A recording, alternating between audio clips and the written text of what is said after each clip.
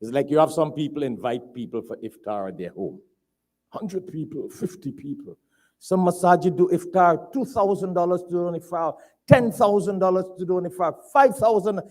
Sometimes, if it's not done for Allah, if it's a show business, if it's a society business, if it's a monkey see, monkey do business, other masjids do it, we do it.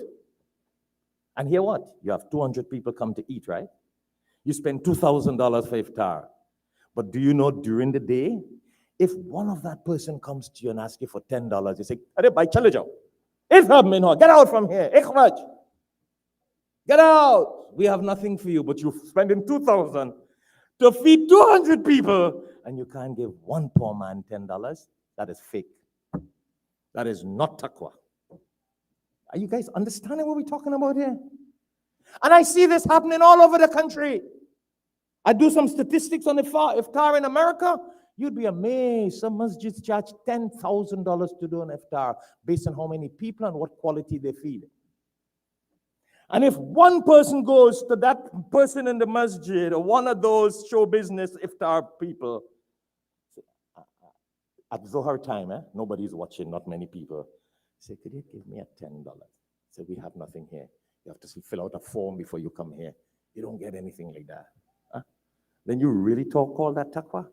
You really call that caring for the 200 people in the evening for iftar? So, because the iftar thing becomes a show business. The poor man coming and asking us for $10, it's a taqwa business. It's a God consciousness quality. So a lot of times we lose that, and Ramadan gone, and we give in big charity in Ramadan, but we don't have the consciousness, the taqwa, the God consciousness. And then that means, لَعَلَّكُمْ تَتَّقُونَ, that we fasted, but we did not attain taqwa.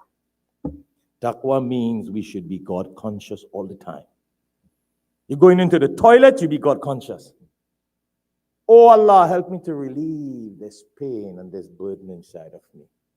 You come out of the toilet, you thank Allah for relieving that burden and that pain, because that could have caused a lot of contamination and sickness in your stomach.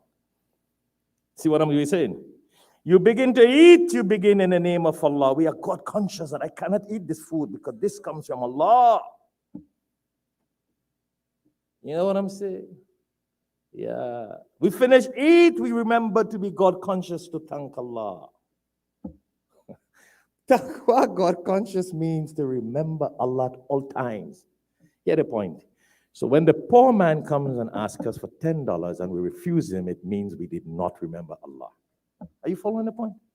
Because if we had taqwa and we had God consciousness, we have said, "Allah, I have $10 in my pocket.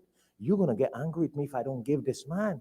Because you say in the Quran, وَأَمَّا السَّائِلَ فَلَا تَنْهَرْ, do not refuse someone who asks you. And for me to refuse this person who asked me, I am not conscious of you.